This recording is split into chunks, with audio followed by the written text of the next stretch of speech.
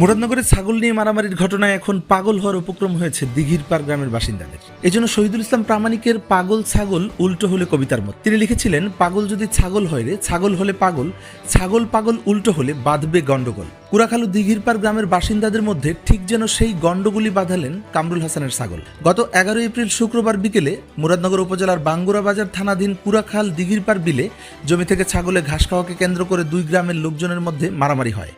এতে কুড়াখাল গ্রামের ছাগল মালিক কামরুল হাসান ও তার ছেলে হৃদয় সরকার কাজল সহ 4 জন গুরুতর জখমের শিকার হয়।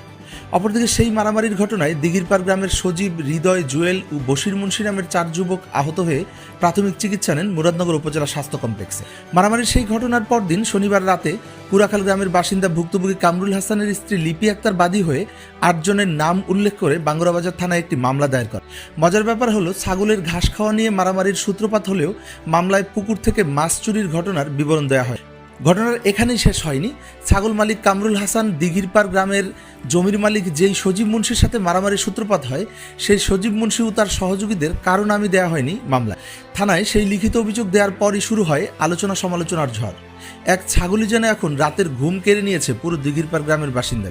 স্থানীয়রা বলছেন, দিঘিরপাড় গ্রামের যাদেরকে আসামি করা হয়েছে তারা সকলেই বিএনপির রাজনীতির সাথে সম্পৃক্ত। রাজনৈতিকভাবে হয়রানি করার উদ্দেশ্যেই একটি মহল পরিকল্পিতভাবে তাদের নাম দিয়েছে। মামলায় যে 8 জনের নাম উল্লেখ করা হয়েছে তার মধ্যে 8 নম্বর আসামি নান্নু ভুঁইয়া একজন প্রবাসী। সে বর্তমানে সৌদি আরবে অবস্থান করছেন। আমাদেরকে যারা 8 জন আসামি দিছে, একজনও এইখানে উপস্থিত ছিল না, ইভেন কেউ জানেও না। একজন আমাদের প্রবাসীও আছে, সৌদি আরব থাকে, ওনাকে মামলার আসামি করা হয়েছে। একটা রাজনৈতিক মহল অবশ্যই চাচ্ছে আমাদের দাদা পরিবার, অঞ্জন ভাইয়ের পরিবারের সুনাম ক্ষুণ্ণ করতে। আমরা তাই এর সঠিক বিচার হোক, যারা এর জন্য দায়ী তাদের বিচার হোক। আমরা চাই আমাদের আসলে সঠিক বিচারটা।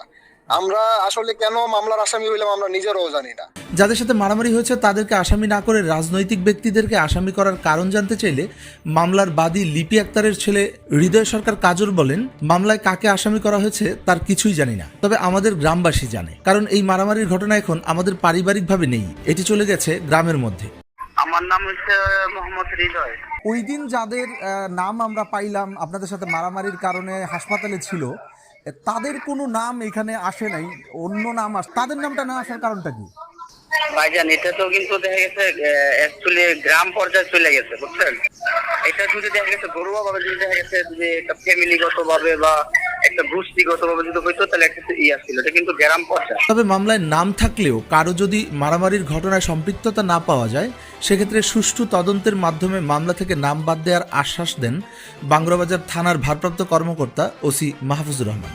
না, এটা তো মামলা হয়েছে, তো এখন মামলাতে তো তদন্ত হচ্ছে। যদি এই ধরনের বাড়ির অভিযোগ দিছে, এখন তদন্ত যেটা সঠিক সেটা বেরিয়ে আসবে। যদি কাউকে এরকম কিছু করে আমরা তদন্তে সেগুলো বাদ দিব। নিজের লোক তো আর করার সুযোগ নেই এখানে।